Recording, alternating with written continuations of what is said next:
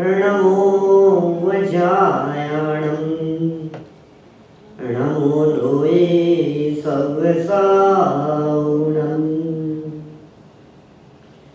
स्याद्वादनाय षट द्रव्य गुण पर्याय और प्रमाण का जड़ कर्म चेतन बंधकारु कर्म के अवसान का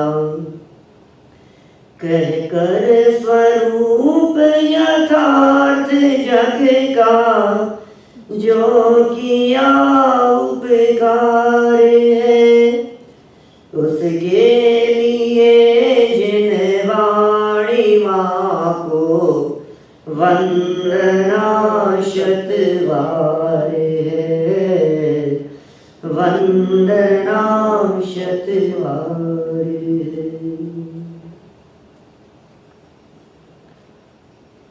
आज परम मंगलमय प्रसंग श्रुत पंचमी महापर्व का है।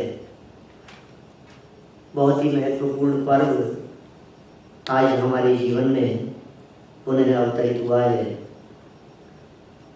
बहुत धूमधाम से इस पर्व को मनाया जाने लगा है और मनाया जाना भी चाहिए। भारत की धरती पर विशेष रूप से बहुत उत्साह से जुलूस निकालकर जनवाणी की पूजन विधान आदि करते हुए बहुत उत्साह से ये श्रुत पंचमी पर्व मनाया गया। और हमने यहाँ दलास नगर में भी विधान भी किया, श्रुत पंचमी की पूजन भी की, भक्ति भी की और आज थोड़ी बहुत चर्चा इस श्रुत पंचमी पर्व के संदर्भ में आपके बीच में कर रहे हैं। मुझे ये जानकर बहुत आश्चर्य हुआ कि आप में से बहुत से लोगों ने श्रुत पंचमी के बारे में कभी सुना ही नहीं। आखिर ये क्या पर्व है, क्या घटना घटित थी, क्यों मनाएं हम इस पर्व को? देखिए, ऋषभ देव परमात्मा से लेकर भगवान महावीर स्वामी तक वीतरागी तत्वज्ञान की चर्चाएं, कारण परमात्मा की चर्चा, ज्ञायक भगवान आत्मा की बातें गुंजायमान होती रही। अविरल धारा रूप से ये बातें निरंतर चलती रही। जब पंचम काल प्रारंभ होने में था और चतुर्थ काल समाप्त होने वाला था तो भगवान महावीर स्वामी के निर्वाण हो जाने पर 3 वर्ष और 8.5 महीने का काल शेष बचा था। भगवान महावीर स्वामी को जिस दिन निर्वाण की प्राप्ति हुई उसी दिन शाम को केवल ज्ञान की प्राप्ति कर दी गौतम स्वामी ने। भगवान महावीर स्वामी का उपदेश तो बंद हो गया, लेकिन गौतम स्वामी ने कार्य संभाल लिया और 12 वर्ष तक गौतम स्वामी का उपदेश होने लगा। जिस दिन इंद्रभूति गौतम को केवल ज्ञान के बाद निर्वाण की प्राप्ति हो गई उसी दिन शाम को सुधर्म स्वामी को केवल ज्ञान हो गया और सुधर्म स्वामी का उपदेश होने लगा। 12 वर्ष तक सुधर्म स्वामी केवल ज्ञान सहित उपदेश देते रहे। उनका उपदेश जगत के जीवों को संसार से पार होने का मार्ग प्रदर्शित करता रहा। जिस दिन सुधर्म स्वामी को निर्वाण की प्राप्ति हुई उसी दिन शाम को जम्बू स्वामी को केवल ज्ञान की प्राप्ति हो गई और जम्बू स्वामी का उपदेश होने लगा। उनकी वाणी फिरने लगी, उनका उपदेश होने लगा, उन्हें केवल ज्ञान की प्राप्ति हो गई, गंधकुटी की रचना हो गई और 38 वर्ष तक 38 इयर्स इंद्रभूति गौतम स्वामी की वाणी के बाद ये जम्बू सुधर्म स्वामी और सुधर्म स्वामी के बाद ये जम्बू स्वामी टोटल 62 इयर्स 62 वर्ष तक केवलियों की परंपरा चलती रही। 3 हुए अनुबद्ध केवली। अनुबद्ध माने क्रम से हुए केवली। भगवान महावीर स्वामी के निर्वाण के पश्चात 62 वर्ष तक तो केवलियों का सद्भाव रहा। फिर उन केवलियों के वाणी के अनुसार ही अपने भाव से लोकालोक को नहीं जानते हुए शास्त्र के आधार से लोकालोक के ज्ञाता, ऐसे द्वादशांक के ज्ञाता 5 श्रुत केवली हुए। लगभग 100 वर्ष के अंतराल में विष्णु, नंदीमित्र, अपराजित, गोवर्धनाचार्य और भद्रबाहु, ये 100 वर्ष के अंतराल में ये होते रहे। फिर अंतिम श्रुत केवली थे भद्रबाहु, द्वादशांग के ज्ञाता। उसके पश्चात 183 वर्ष तक 11 अंग के ज्ञाता होते रहे, कुछ कम हो गया। उसके पश्चात कुछ पूर्वों के ज्ञाता, और घटता चला गया और घटता चला गया। घटते घटते घटते घटते भगवान महावीर स्वामी के निर्वाण के उपरांत 683 वर्ष बीत गए, और 683 वर्ष बीत जाने पर एक और आचार्य हुए इस दिगंबर परंपरा में, जैन परंपरा में, जिनका नाम था धरसेन आचार्य। धरसेन आचार्य को ये विकल्प आया, ऐसा भाव उत्पन्न हुआ कि ये कम होते होते मेरे तक, यहाँ तक इतना कम हो गया है, यदि इसे लिपिबद्ध नहीं किया गया, यदि इसे शास्त्रों के रूप में नहीं लिखा गया, तो सब भूल जाएंगे। माने भगवान महावीर स्वामी की वाणी निरंतर चलती हुई 683 वर्ष तक मौखिक चलती रही, श्रुत के माध्यम से चलती रही। श्रुत माने सुनकर, सुन करके निर्वाणी चलती रही। ये श्रुत परंपरा कहते हैं उसको, सुन करके चली ना वो परंपरा, इसलिए वो श्रुत परंपरा। सुन करके भी जीवित रह सकता है साहित्य, सुन करके भी शास्त्र जीवित रह सकते हैं, ऐसा पॉसिबल है? सुन करके संभव है क्या ये चीज? सुन करके तो ऐसे कैसे रहेगा, क्या बात कर रहे होगा कि नहीं, सुन करके भी जीवित रह सकता है। आपका नाम अनु पहाड़े हैं? आप पहाड़े क्यों हैं? पहाड़िया से पहाड़ियों। पिताजी थे कि वो क्यों थे? कि उनको किसने कहा कि उनके पिताजी? उनको किसने कहा कि उनके पिताजी ने? ये कब से चला आ रहा है? ये सुन करके चला आ रहा है ना? किसने कहा? ये कहां से आई ये बात? ये सुन करके नहीं आ रही है। मैं आपको यदि बात कहूं तो नमोकार महामंत्र, जिसकी चर्चा, जिसकी कथा यहां से प्रारंभ हो रही है, ये नमोकार महामंत्र सुरेश जी भाई साहब, आपने जिस उम्र में याद किया था, मैं बता सकता हूं। मैं उस समय यहां मनुष्य जन्म में नहीं था, मनुष्य भाव में नहीं था, लेकिन मैं बता सकता हूं आपने कब याद किया था, मुझे मालूम है। अकेले इन्होंने नहीं, आप सब लोगों ने नमोकार मंत्र उस उम्र में याद किया था जिस उम्र में आपको पढ़ना नहीं आता था, जिस उम्र में आपको पढ़ना नहीं आता था, जिस उम्र में आप स्कूल नहीं जाते थे, जिस उम्र में आपको कुछ नहीं आता था, लेकिन आपने सिर्फ सुन करके, न केवल हमने, हमारे माता पिता ने भी नमोकार मंत्र उनके माता पिता से सुन करके सीखा था। सुन करके सीखा है या पढ़ करके सीखा है? किताब में पढ़ करके याद किया है? सिर्फ सुन करके, क्योंकि उस उम्र में याद कर लेते हैं जिस उम्र में बाढ़ चला भी नहीं जाता है। जब इस बालक को कुछ भी लिखना पढ़ना नहीं आता है, उस एज में यदि हम धर्म के नाम पर सबसे पहले बालक को कुछ याद कराते हैं तो वह है नमोकार महामंत्र। ये जैन परंपरा में नमोकार महामंत्र पिछले 2000 वर्षों से अपने मूल स्वरूप में जो का त्यों हमारे पास में चला आया है, रंच मात्र भी परिवर्तन के बिना कैसे चला आया है, कब लिखा गया, क्या हुआ? मैं बात कर रहा था धरसेन आचार्य की। वे धरसेन आचार्य गिरिनगर, गिरनार, वहां चंद्रगिरी नामक गुफा में बैठे हुए थे, ध्यान मग्न थे, विचार मग्न थे, और उन्हें एकदम विचार आया, हो गौतम स्वामी से प्रवर्तमान, भगवान महावीर स्वामी तीर्थंकरों से प्रवर्तमान ये जिनवाणी की चर्चाएं, ये मेरे तक आते आते कितना अल्प ज्ञान रह गया है। ये अवसर्पणी काल चल रहा है, डे बाय डे ज्ञान कमजोर होता चला जा रहा है, स्मरण शक्ति मंद होती चली जा रही है। यदि इसे नहीं लिखा गया तो क्या होगा? एक अंग के भी अंश मात्र के ज्ञाता रह गए थे धरसेन आचार्य। द्वादशांग तो था ही नहीं, विलुप्त प्राय हो गया था।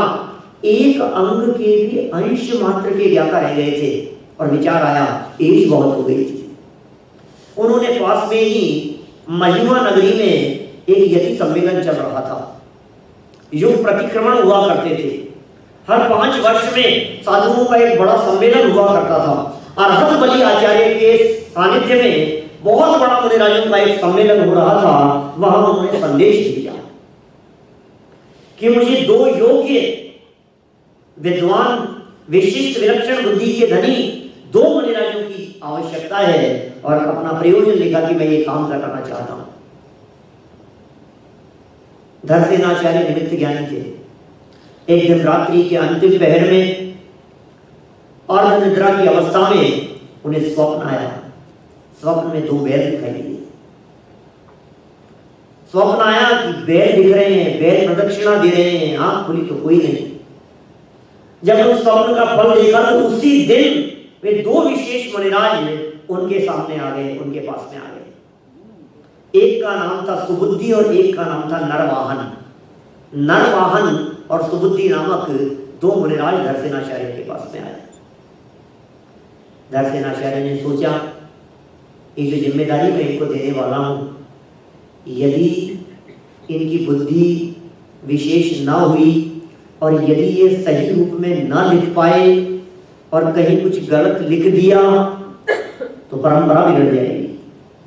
आगे आने वाला इतिहास वो क्या पढ़ेगा और क्या समझेगा, इनकी परीक्षा ली जानी चाहिए। और परीक्षा के विचार से उन्होंने दोनों मुनिराजों को एक मंत्र दिया। दोनों मुनिराजों को एक मंत्र दिया और कहा कि इससे पहले कि मैं तुम्हें कुछ सिखाऊं, पढ़ाऊं, ज्ञान दूं, एक काम करो, तुम 2-3 दिन 3 दिन का समय दिया, इस मंत्र की साधना करके आओ। दोनों मुनिराज साधना करने के लिए बैठे। जब साधना करने के लिए बैठे, जब ये दोनों मुनिराज बैठे हुए थे और मंत्र की साधना हुई, तो मंत्र की साधना होती सामने विचित्र रूप में देव देवियां प्रकट हो गई।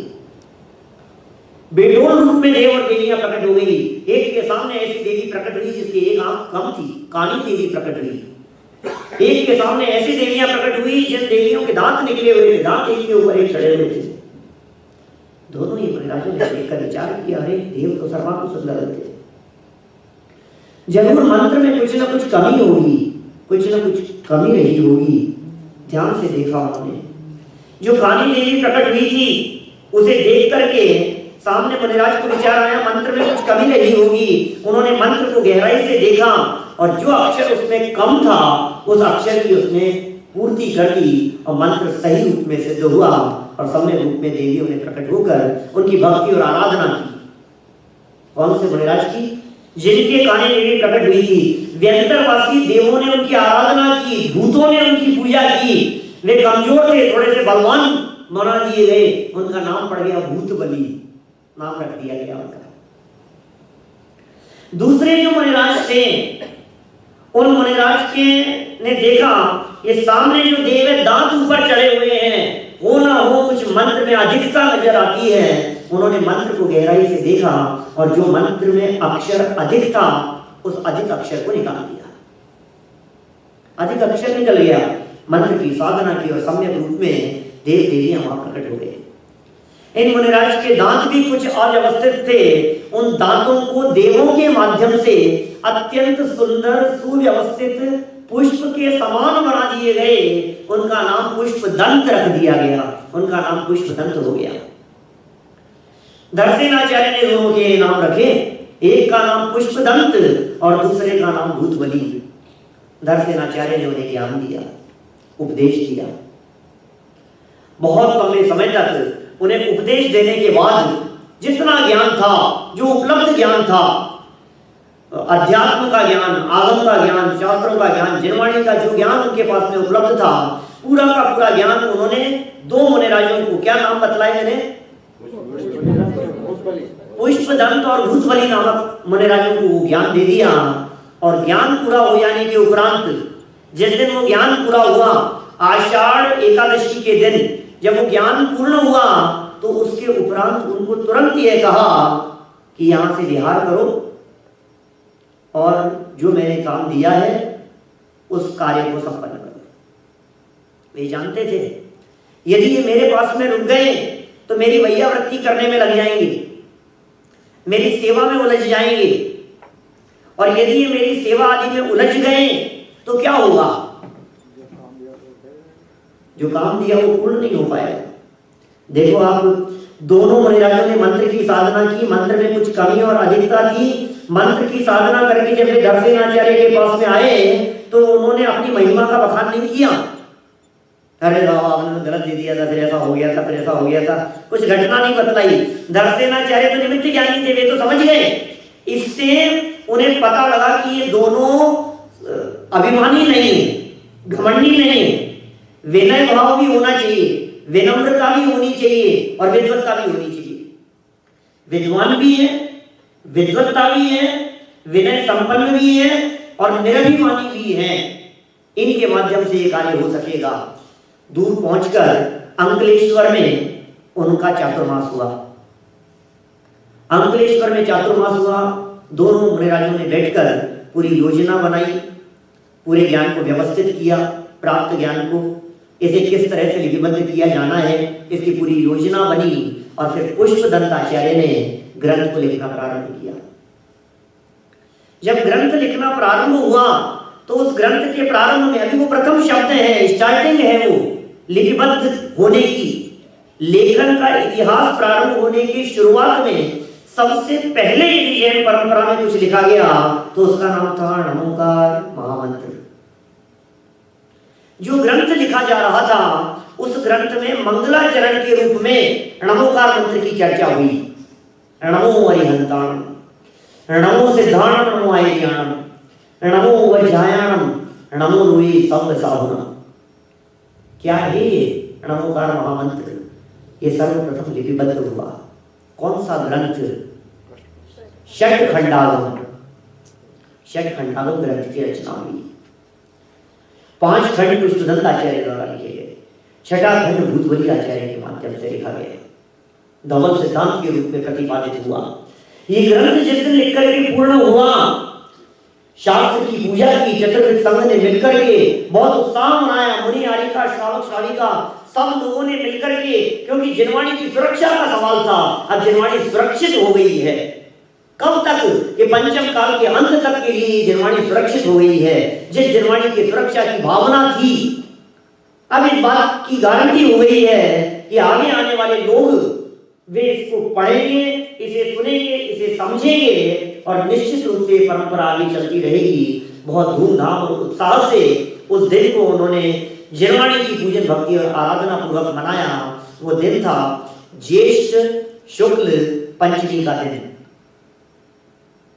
कौन सा दिन था? ज्येष्ठ शुक्ल पंचमी का दिन। और वो दिन, वो चूंकि पंचमी थी, और कौन सी पंचमी थी? जिस दिन शुद्ध सुरक्षित हुआ वो पंचमी, इसलिए वो पंचमी इतिहास में शुद्ध पंचमी के नाम से प्रसिद्ध हो गई। जिनवाणी सुरक्षित हो गई। ये जिनवाणी हम तक कैसे पहुंची है हमें कल्पना भी नहीं। कैसे परंपरा से निरंतर चलती हुई जिनवाणी मां, ये जिनवाणी की चर्चाएं हम तक पहुंच गई है। दर्शनाचार्य ने विशेष अध्यात्म का ज्ञान नहीं दिया उनको। पुष्पदंत और भूतवली आचार्य को अध्यात्म का विशेष ज्ञान नहीं दिया, उन्होंने आगम का ज्ञान दिया। उन्हें जरूरत महसूस हुई आगम लिखवाने की कि क्यों साहब अध्यात्म की बातें जो प्रयोजनभूत है वो क्यों नहीं उन्होंने लिखवाना उचित समझा। वे इस बात को जानते थे, अध्यात्म की बातें तो अनुभव से निकल आएगी, अध्यात्म तो इसमें गर्भित होगा, अध्यात्म के विलुप्त होने का कोई चांस नहीं है, क्योंकि ज्ञानी जीव आत्म आराधना पूर्वक अतीन्द्रिय आनंद की अनुभूति करते हैं और अध्यात्म के रहस्य निकल जाते हैं। अध्यात्म की चर्चाएं विस्तृत नहीं हुआ करती है, लेकिन जो केवल ज्ञान का अंश है, साक्षात तीर्थंकरों की वाणी का जो अंश है, इसे नहीं लिखा गया तो ये विलुप्त हो जाएगा। ये कहां से आएगा? ये कर्मकांड की चर्चाएं कहां से आएगी? ये सारी चर्चाएं उन्होंने 6 खंडों के माध्यम से लिखी, इसलिए उस ग्रंथ का नाम पड़ा षट खंड आगम। 6 खंड है उस आगम के, षट खंडागम के।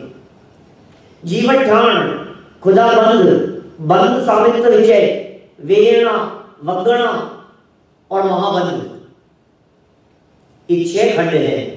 6 खंड है जिस आगम के, उसका नाम पड़ गया षट खंड आगम, षट खंडागम ग्रंथ। बहुत टीकाएं लिखी गई इस षट खंडागम ग्रंथ के ऊपर। आचार्य कुंद स्वामी ने परिक्रम नामक टीका लिखी थी। आचार्य कुलकुंद स्वामी ने परिक्रम टीका लिखी, श्यामकुंड की टीका है, इनकी बहुत बहुत टीकाएं लिखी गई, लेकिन वे सारी की सारी टीकाएं उपलब्ध नहीं है। सबसे प्राचीन टीका जो वर्तमान में उपलब्ध है उस टीका का नाम है धवला टीका। वो वीरसेन आचार्य के माध्यम से लिखी। जिस समय षटखंडावन ग्रंथ लिखा जा रहा था उसी समय गुणधर नाम के आचार्य ने कषाय प्राभृत ग्रंथ की रचना की, कषाय पाहुड़। तो षटखंडागम और कषाय पाहुड़ ऐसे मूल आगम ग्रंथ हैं जिनका संबंध साक्षात भगवान महावीर स्वामी की वाणी से जोड़ा जाता है। ये दो मूल ग्रंथ हैं। ये जो धवला टीका वीरसेन आचार्य के माध्यम से लिखी गई, ये 5 खंडों पर लिखी गई टीका है। षटखंडागम के 5 खंडों पर 72,000 श्लोक प्रमाण टीका धवला टीका इतनी प्रसिद्ध है।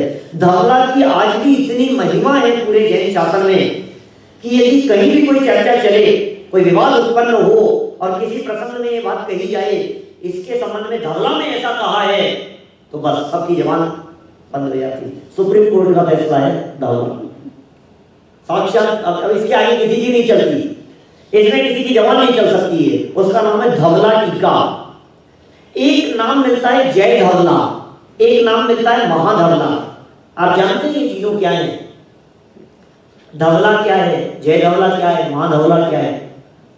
षटखंडागम के 5 खंडों की टीका का नाम है धवला, और जो छठा खंड था महाबंध, उसकी टीका का नाम है महाधवला, और कषाय पाहुड़ की टीका का नाम है जय धवला।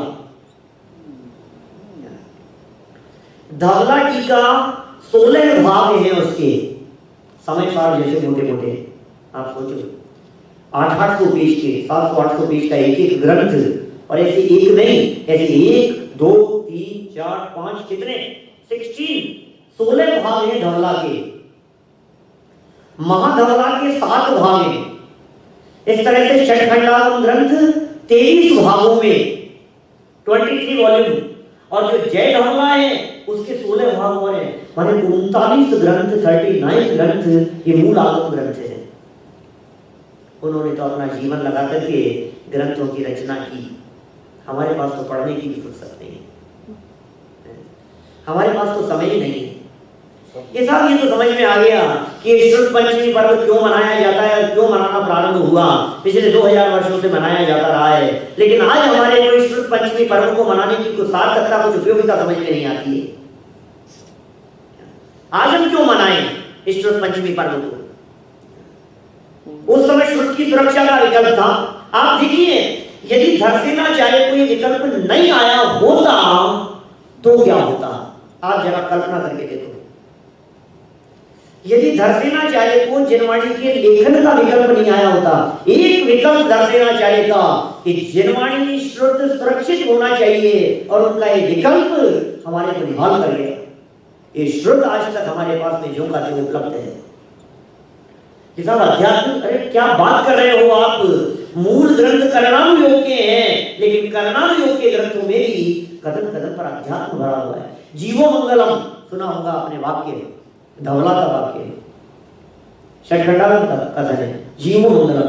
चर्चा उठाई वीरसेन स्वामी ने, ये साहब जीव को मंगल कह रहे हो आप, जीवो मंगलम की बात कह रहे हो, समस्त जीवों को मंगल कह रहे हो कि हाँ सब जीव मंगल स्वरूप है। कि सब जीवों को मंगल कहने से तो मिथ्यात्व के भी मंगलत्व का प्रसंग आएगा, क्योंकि मिथ्या दृष्टि भी है। क्या मिथ्या दृष्टि जीव भी मंगल है? कि हाँ मंगल है। कि मिथ्यात्व को मंगल कह रहे हो कि नहीं, मिथ्यात्व को मंगल नहीं कह रहे हैं। मिथ्यात्व तो इस अज्ञानी जीव की उस परिणति का नाम है जिस परिणति में वो जीवत्व को पहचानता नहीं। जीव तो मंगल स्वरूप ही है, जीव सदा काल मंगल स्वरूप है। ऐसी परम मंगल की चर्चाएं आपको उसमें कदम कदम पर मिलेगी। कितना बड़ा उपकार हो गया। जहां षटखंडागम आदि ग्रंथों की रचना की जा रही थी, वहां समय सार आदि ग्रंथों की रचना का विकल्प आया कुंदाचार्य देव, और अन्य परमागमों की रचना हुई, और ये श्रुत परंपरा से हम तक चला आया है हमारे महाभाग्य से। सोचिए आप, 2000 वर्षों पहले जो ज्ञान पुष्पदंत भूतबली आचार्य को मिला था, इस अवसर्पणी काल में 2000 वर्षों के अंतराल में कितना विध्वंस हो जाना चाहिए था, कितना खत्म हो जाना चाहिए था, विलुप्त हो जाना चाहिए था, लेकिन उसके बावजूद भी जो का क्यों आ गया है, ये हमारा महाभाग्य नहीं है तो और क्या है। समय साल की 415 गाथाओं में से एक भी गाथा कम नहीं है। वीर सेनाचार्य धवला की प्रशस्ति के आधार पर संवत 781 में धवला टीका की रचना हुई, तब से लेकर के आज तक वो हूबहू उपलब्ध है। लेकिन सुनो, आप यदि जनवाणी की सुरक्षा की कथा को सुनेंगे आपके रोंगटे खड़े हो जाएंगे। सुरक्षित तो हो गई, ताड़पत्र पर लिखे गए, किस तरह से ग्रंथों का लेखन हुआ करता था, कैसे होता होगा वो लेखन। ताड़पत्र देखे आपने, और कांटों से लिखते होंगे, एक एक अक्षर घूर करके, पीछे हाथ है और उसके ऊपर पत्ता है और कांटों से वो लिखा जा रहा है। कैसी स्थिति होती होगी, पीछे उंगलियां जलनी हो जाती होगी, पीछे हाथ जलनी हो जाता होगा, लहूलुहान होता होगा। किस तरह से वो रचनाएं हुई होगी, किस तरह से उनकी सुरक्षा रही होगी। बरसात आई, तूफान आए, आंधी तूफान आए, नदियां बहती थी, जंगल थे, और वो सुरक्षित है। आज भी हम तक आ गया है। बीच में ऐसा भी काल आ गया, वो लेखन हुआ, और सुनो, वो लेखन हुआ, फिर लेखन की प्रतिलिपियां होने लगी। एक काल ऐसा आया जिस काल में प्रतिलिपियां हुआ करती थी, ग्रंथ नहीं छपा करते थे, ग्रंथ का छपना उचित नहीं मानते थे, पेपर को अपवित्र माना जाता था, स्याही को अपवित्र माना जाता था, अशुद्ध माना जाता था। जिस इंक से, जिस स्याही से आप लिखेंगे उसमें हिंसा का दोष आएगा, उसमें ये होगा, उसमें केमिकल होंगे। ये परंपरा, मैं आज के 100-200 साल पहले की बात कर रहा हूं। नहीं लिखते थे, लेखन नहीं चलता था, छपाई नहीं होती थी, प्रिंटिंग नहीं होगी, छपेगी नहीं, शास्त्र नहीं छपेगी। 300 साल पहले की भी यदि मैं आपको बात बताऊं, षट खंडागम ग्रंथ अवेलेबल नहीं था टोडरमल को। जयपुर से निकले थे, षट खंडागम ग्रंथ की महिमा सुनकर दक्षिण भारत में षट खंडागम ग्रंथ को लेने के लिए 4 आदमियों के साथ में महीनों लगे उनको जयपुर से दक्षिण भारत पहुंचने में। आज तो हम 2 घंटे की फ्लाइट पकड़ करके पहुंच जाते हैं, वो क्या काल था। महीनों में वहां पहुंचे, और आपको पता है इतना परिश्रम करने के बावजूद भी मार्ग में एक साथी की मृत्यु भी हो गई, क्योंकि साधन सुलभ नहीं थे, भोजन की व्यवस्थाएं नहीं होती थी। कैसे भोजन बनेगा, कहाँ भोजन मिलेगा, कैसे बनाएंगे, कहाँ रहेंगे, धर्मशालाएं नहीं हुआ करती थी, आवास के स्थान नहीं हुआ करते थे, बैलगाड़ियों का जमाना था, जगह जगह जंगल हुआ करता था। जंगल में कैसी परिस्थितियों में वे दक्षिण भारत तक गए, कन्नड़ सीखी उन्होंने, धवलादी ग्रंथ उनको उपलब्ध नहीं हो पाए। ये तो अभी कुछ समय पूर्व, लगभग आज से समझ लीजिए आप 101 वर्ष पुरानी घटना, और हमारे महाभाग्य से वो दक्षिण भारत के लोग देते नहीं थे। छपेगा नहीं, समाज में विरोध का वातावरण कि नहीं होगा, नहीं जाएंगे, ये ग्रंथ नहीं छपेगी, ये मूल आगम में है, इनको पढ़ना नहीं, इनको पढ़ाना नहीं। 1000 साल पहले बीच में एक ऐसा काल आया था, बोलो, जिस काल में वो नेमिचंद्र सिद्धांत चक्रवर्ती आचार्य ने षट खंडागम को बंद कर दिया था, तुम्हारे पढ़ने योग्य नहीं। कैसे काल से गुजरे हैं हम, साहित्य नहीं छपेगा, छपना ही नहीं, प्रतिलिपि काल हुआ करते थे। आप सोचो, प्रतिलिपि करने के पैसे मिला करते थे। आपने देखी पांडुलिपियां, हमारे मंदिर में बहुत है, वहां ऊपर जयपुर में, इंडिया में तो जगह जगह बहुत मंदिरों में है। वहां प्रतिलिपियां हुआ करती थी, प्रतिलिपिकार बैठते थे, जिनकी हैंड राइटिंग होती थी उनको जॉब मिलता था। अच्छा, वो उसकी वैसी की वैसी कॉपी करने का, कॉपियां हुआ करती थी, वैसी की वैसी उतारना है उनको। अच्छी हैंड राइटिंग जिनकी है, अक्षर मात्राओं से दूषित न होकर के उनकी रचना होना। ये जो कथा मैंने सुनाई अभी आपको भूत बलि और पुष्पदत्त आचार्य की, उस कथा से कितने सिद्धांत निकलते हैं। देखो, एक अक्षर कम और ज्यादा हो जाना कितना बड़ा इफेक्ट करता है।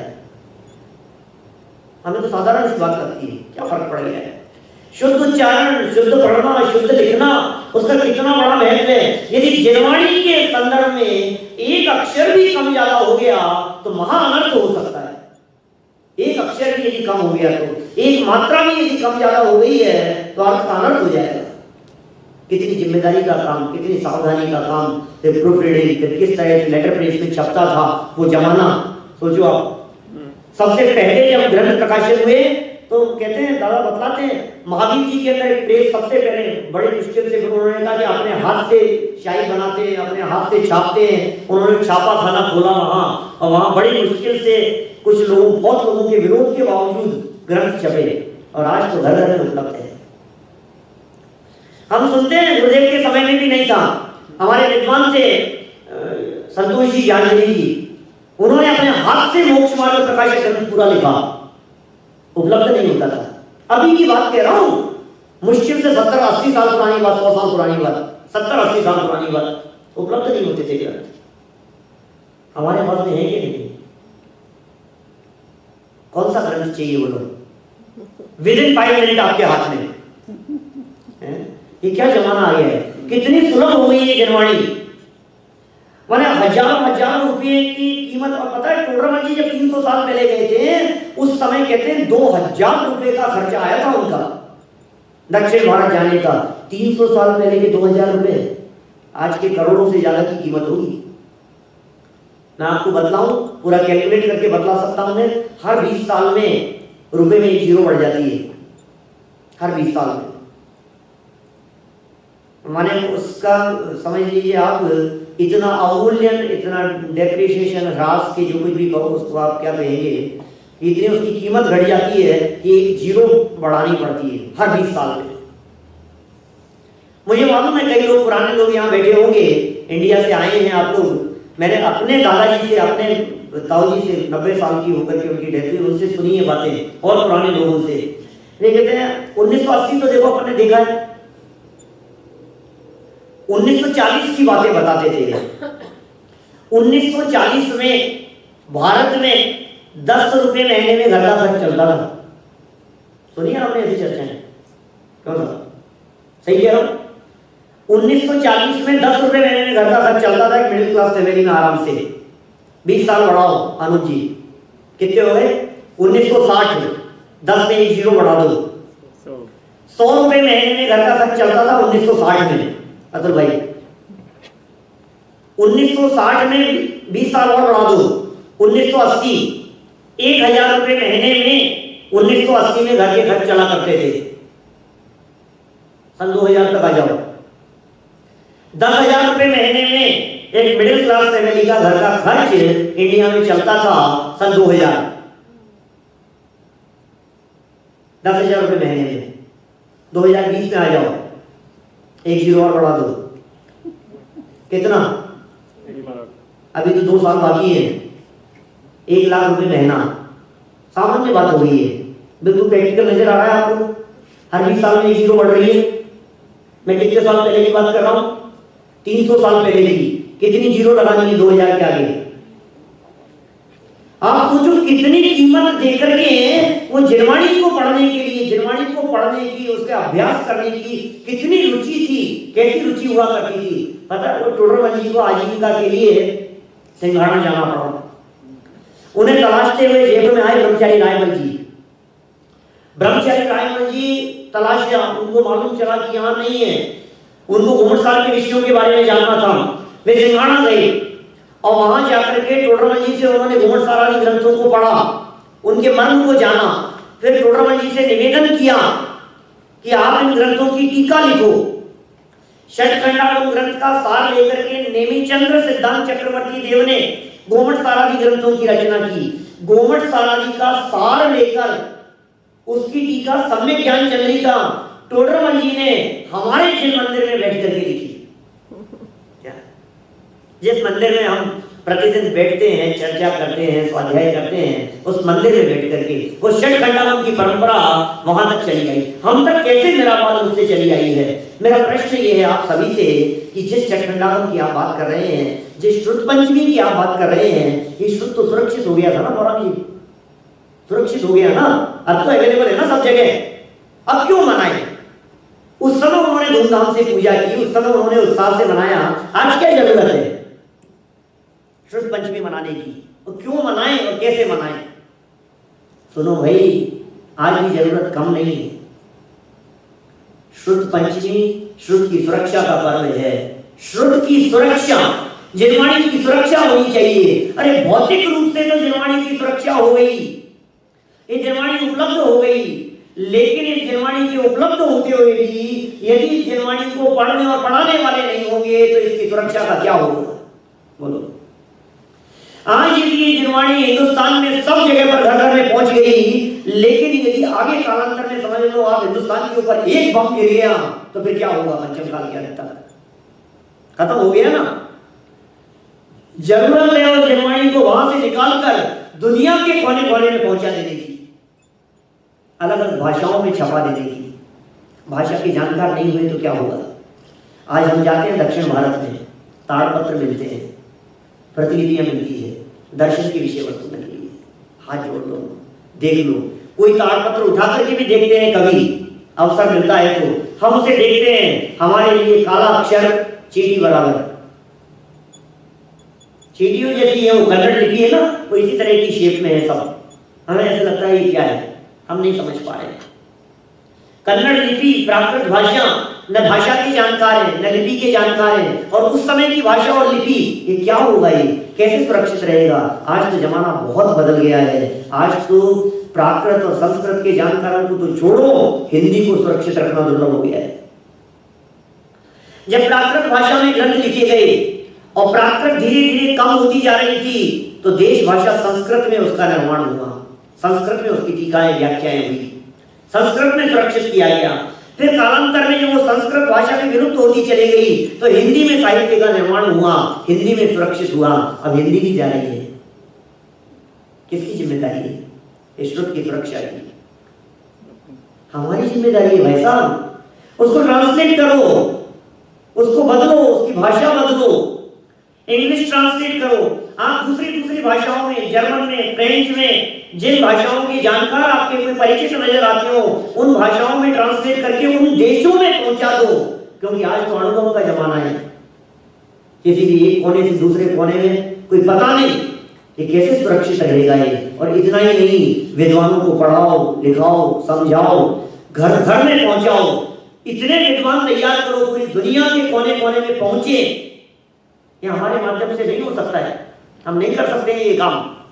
अरे नहीं साहब क्या बात कर रहे हो, हम कैसे कर सकते हैं विद्वान बनाने का काम?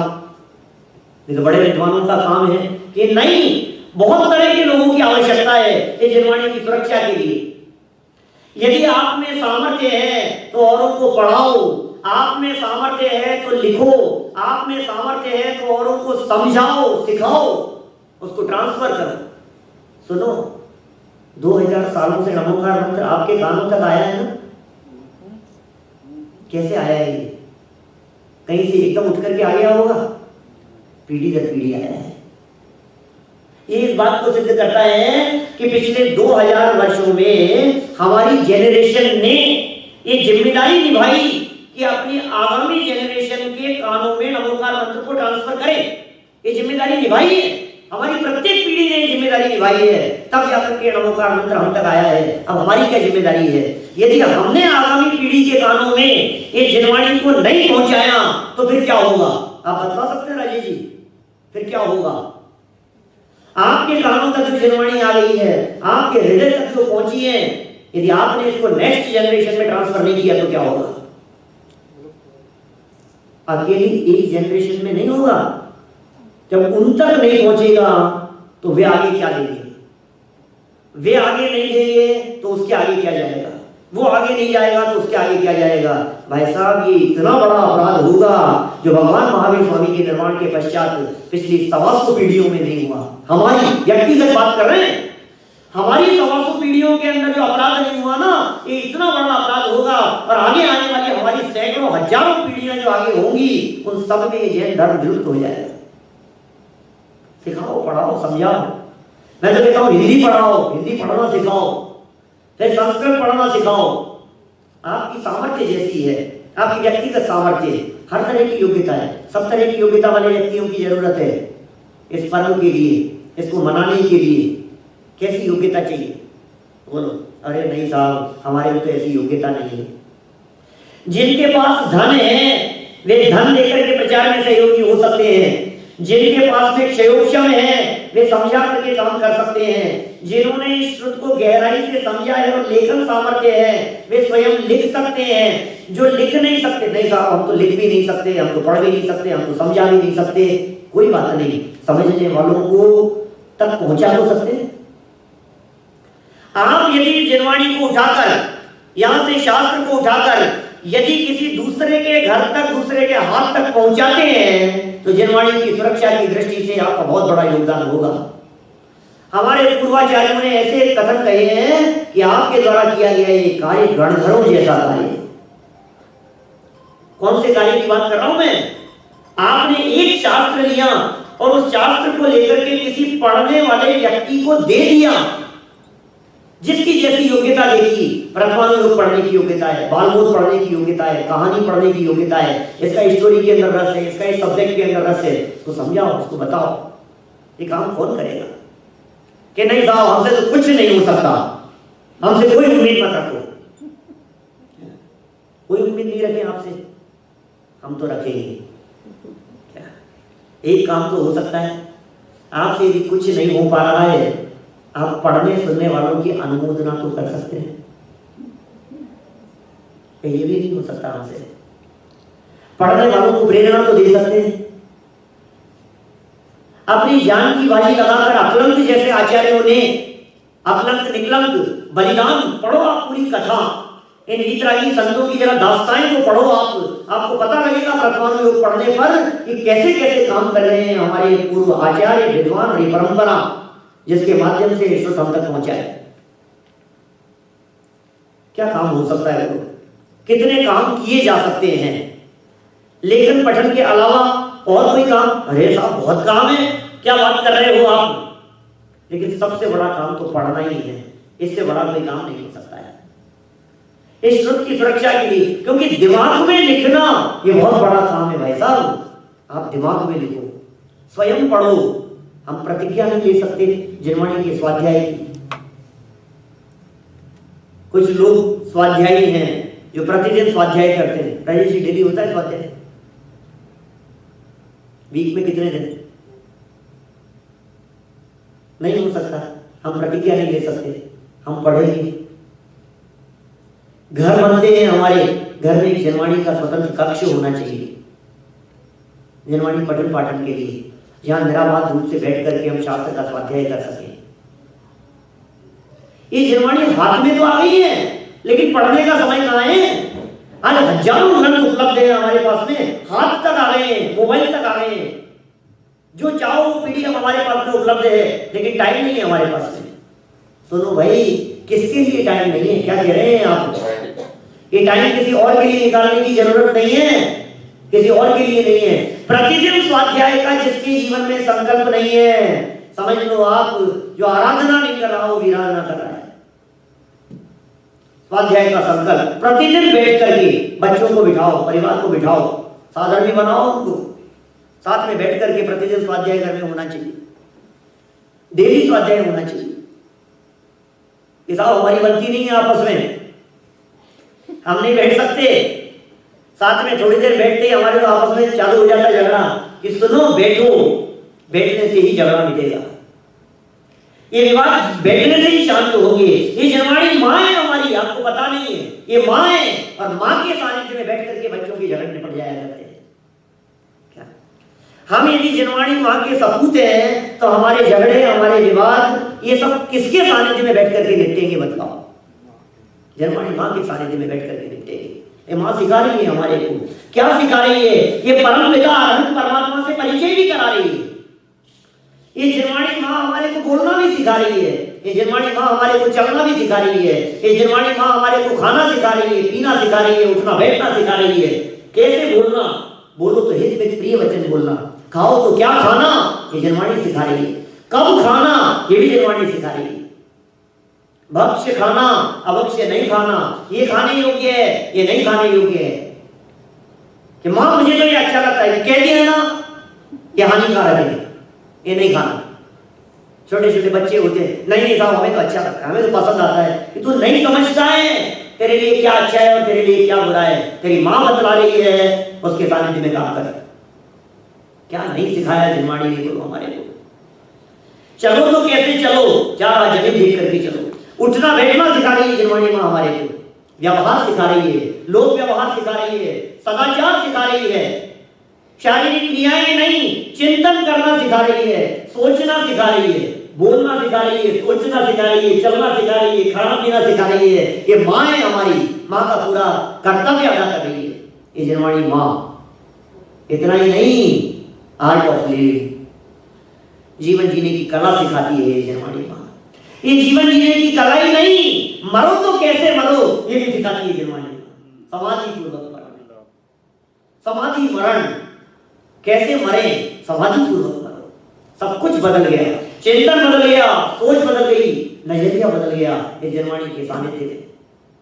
एक ऐसा पर्व है भाई साहब, ये बहुत बड़ा पर्व है, ये साधारण नहीं है। जैन परंपरा में कितने पर्व आपने आज तक मनाए होंगे, इससे बड़ा कोई दिगंबर जैनियों का पर्व नहीं है।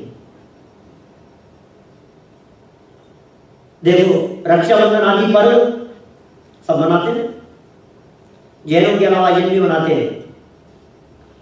वीर शासन जयंती मनाते हैं कि नहीं? ये कौन सा पर्व है? वीर शासन जयंती क्या है?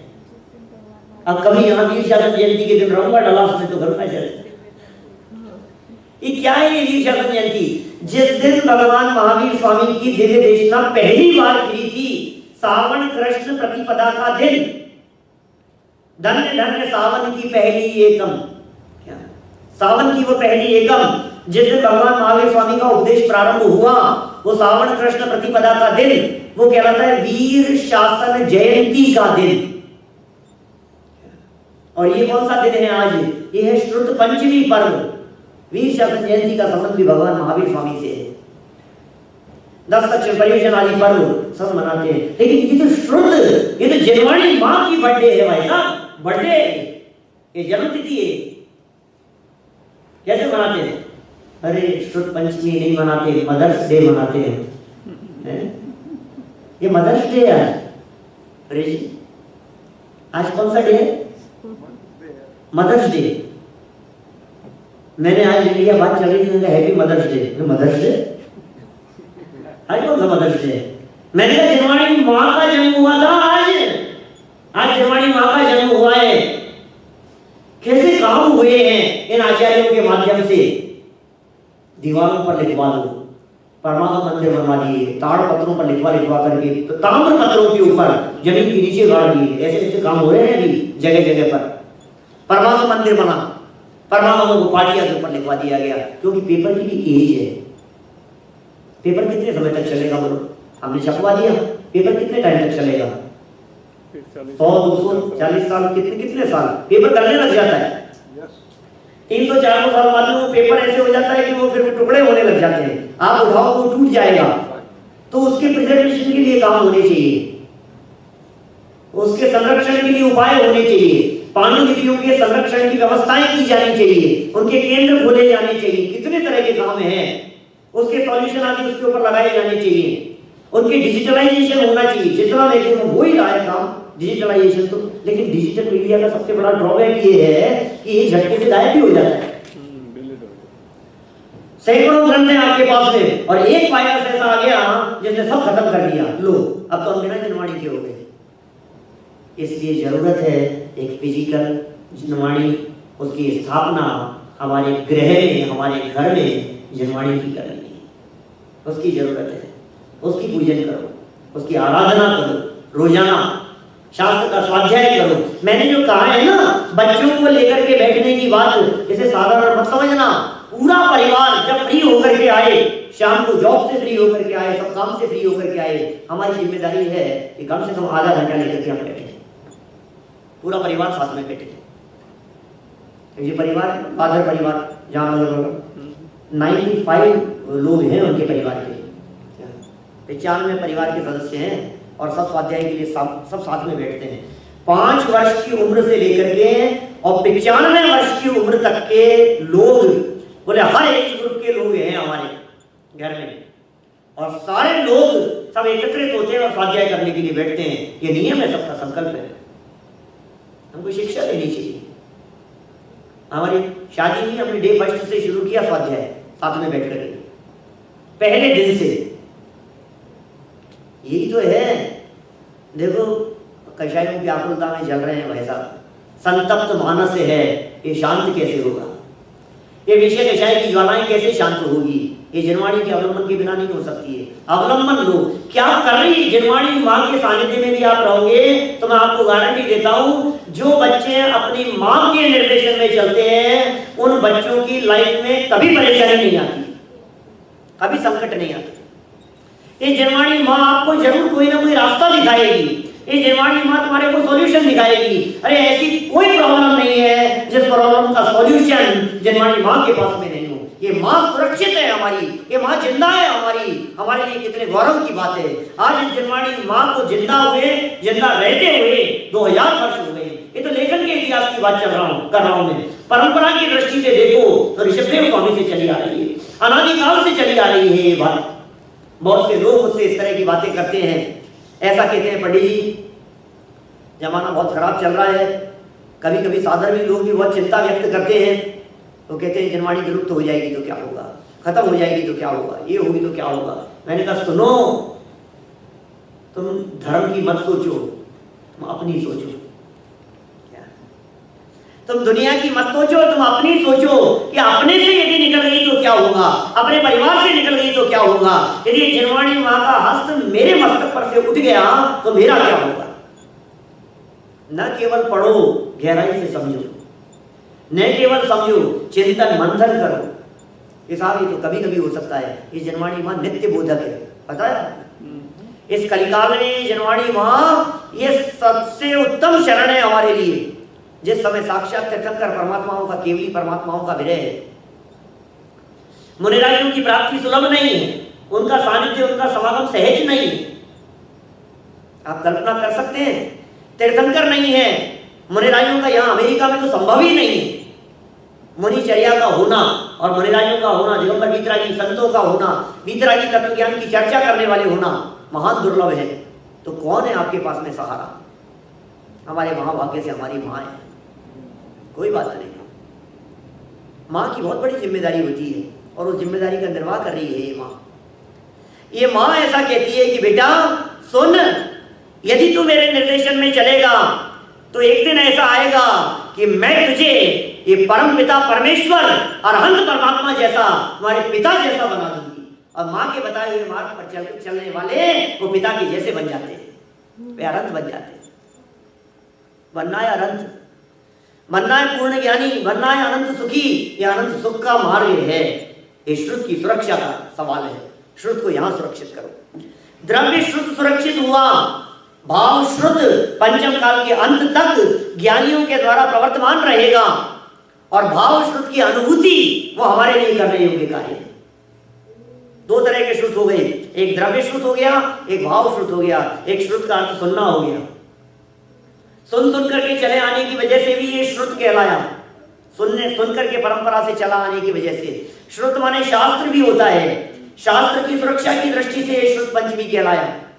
श्रुत की सुरक्षा हुई क्या, और उत्सव मनाया गया। हम भी उत्सव मनाए।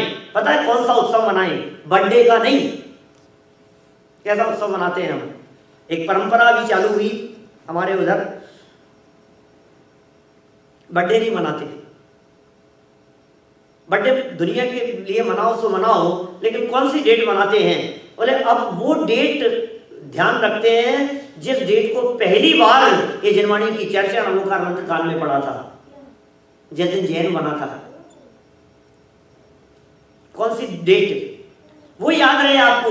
ये आज का वो दिन है जब 40-42 दिन का होकर के जिन मंदिर गया था ना, पहली बार जिन मंदिर ले जाया गया था अपने माता पिता और परिवारजनों के माध्यम से, वहां जिनेंद्र परमात्मा के सामने अष्टमूल गुण दिलाए गए थे।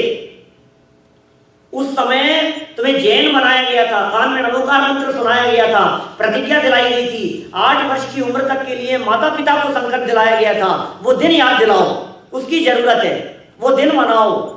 वो दिन उन बालकों को जीवन पर्यंत याद दिलाएगा कि वो दिन है जिस दिन मैंने अष्टमूल गुणों के पालन की प्रतिज्ञा ली थी। उनके जीवन में धर्म सुरक्षित रहेगा। कौन सा डे मनाए बोलो? बर्थडे व्यर्थ डे कौन सा डे है वो? अरे उस व्यर्थ को सार्थक कैसे करें उसकी चर्चा चल रही है। ये व्यर्थ डे की बात नहीं चल रही है, ये उसे सार्थक कैसे किया जाए। आप कैसे मनाते हैं, आपको कैसे मनाना चाहिए, हम कैसे मनाएं उस दिन को। स्वाध्याय करें, स्वाध्याय के संकल्प लेवें। आज शुद्ध पंचमी का दिन है। मैं चाहता हूं प्रत्येक व्यक्ति अपने अपने संकल्प अनुसार इस बात की प्रतिज्ञा करे कि हम इस ग्रंथ का अगली शुद्ध पंचमी के पहले पहले इस ग्रंथ का आद्योपांत स्वाध्याय करने की प्रतिज्ञा लेते हैं। इस ग्रंथ का हम स्वाध्याय करें। आप प्रतिज्ञा ले रहे हैं कि हम इस ग्रंथ को कंठस्थ करने की प्रतिज्ञा लेते हैं। पूरा छेड़ाना ग्रंथ प्रतिज्ञा करके हम याद करेंगे उसे। 1 साल का समय हमने 10 दिन में छेड़ाना याद की थी। 10 दिन से ज्यादा नहीं लगे। पूरा छेड़ाना 125 छंद है करीब। 10-12 छंद एक दिन में, 10-12 दिन में याद हो जाएगा। आप यदि कमर कस के तैयार हो जाए तो 15 दिन में छेड़ाना याद कर सकते हैं। आप प्रतिज्ञा ले लें, 1 साल के अंदर अंदर याद करेंगे। तत्वार सूत्र याद करेंगे, कुंतकुंज शतक याद करेंगे, योगसार याद करेंगे, अध्यात्म का परम अध्यात्म का ग्रंथ, पद्यानुवाद याद करो, याद करेंगे, याद कराएंगे, हम पाठ करेंगे, हम इन जिनवाणी माँ की सेवा करेंगे। सच्ची सेवा क्या है जिनवाणी की? पढ़ना ही तो है, सुनना ही तो है, अभ्यास करना ही तो है। बुजुर्गों की सच्ची सेवा क्या है? उन्हें संभालना, जिनवाणी को संभालो। आज पूरे देश में शुद्ध पंचमी पर्व मनाया जा रहा है, मनाया गया। अब तो वहां नेक्स्ट डे शुरू हो गया। क्या होता है? आरतियां होती है, पूजाएं होती है, जिनवाणी को विराजमान करते हैं, उसकी शोभा यात्रा निकाली जाती है, जुलूस निकाले जाते हैं, जिनवाणी के ऊपर कवर चढ़ाए जाते हैं, उनको साथ संभाल की जाती है उनकी, वो फटी हुई नहीं हो, उनके पेज फटे हुए नहीं हो, उनको सजाया जाता है, उनको व्यवस्थित किया जाता है। ये भी एक प्रकार है जिनवाणी की सुरक्षा के लिए, उसको सुव्यवस्थित करना। लेकिन सबसे बड़ा काम जिस प्रतिज्ञा की मैं बात कर रहा हूं, एक प्रतिज्ञा कौन सी? प्रतिदिन स्वयं स्वाध्याय करेंगे। दूसरा संकल्प जिसको लेना हो लेना, हाथ नहीं खड़े करवा रहा हूं, और पूरे परिवार के साथ में बैठेंगे और प्रतिदिन स्वाध्याय करेंगे। कम से कम आधा घंटा बैठ करके। मैं कह रहा हूं आपके घर में, माहौल में, वो जो कहते हैं लोग शांति पाठ कराते हैं, शांति जाप कराते हैं, हवन कराते हैं और गृह शांति के उपाय बतलाते हैं। ये गृह शांति का उपाय बतला रहा हूं मैं आपको। ये है शांति का उपाय। कौन से ग्रह में? उस चूनी मिट्टी के ग्रह की बात नहीं कर रहा हूं, इस ग्रह की बात कर रहा हूं। जो ये ग्रह है ना, ये अपना चित्त, अपना अंतरंग, इसकी शांति की बात कर रहा हूं। अंदर में उठती हुई कषाय ज्वालाओं को शांत करने के लिए उस उपाय की बात कर रहा हूं मैं। ये मंत्र हैं, ये औषधियां हैं, इनका प्रयोग होना चाहिए। संस्कार दो, संस्कार अंगीकार करो। इस जिनवाणी माता को पढ़ो, सुनो, पढ़ाओ और जन जन तक पहुंचाओ। यही जिनवाणी माता की सच्ची सेवा हो सकती है। और यदि हमने ये कार्य थोड़ा बहुत भी, एक स्टेप भी आगे कर दिया, तो समझ लीजिए हमारा शुद्ध पंचमी पर्व मनाना सार्थक हो जाएगा। आप एक प्रतिज्ञा लेकर के कर्ज उतार सकते हैं अपने एक व्यक्ति का। उस व्यक्ति का कर्ज जिंदगी भर ध्यान रखना, जिस व्यक्ति ने आपको इस मार्ग में लगाया है, जिसने आपको अपनी मां से परिचय कराया है, जिसने आपको अपनी मां का परिचय दिया है, उस व्यक्ति का उपकार सदा स्मरण रखना। अरे यार, ये नहीं होते तो वही जिनवाणी का परिचय कौन कराता? ये नहीं होते तो हमें कौन बतलाता? उनका महान उपकार है हमारे ऊपर। अब हम क्या करें? आप इस उपकार का बदला कैसे चुकाएंगे? कुछ नहीं, मुझे कुछ नहीं, थैंक्स मत कहो। आगे 3 लोगों को, आगे 3 लोगों तक पहुंचा दो।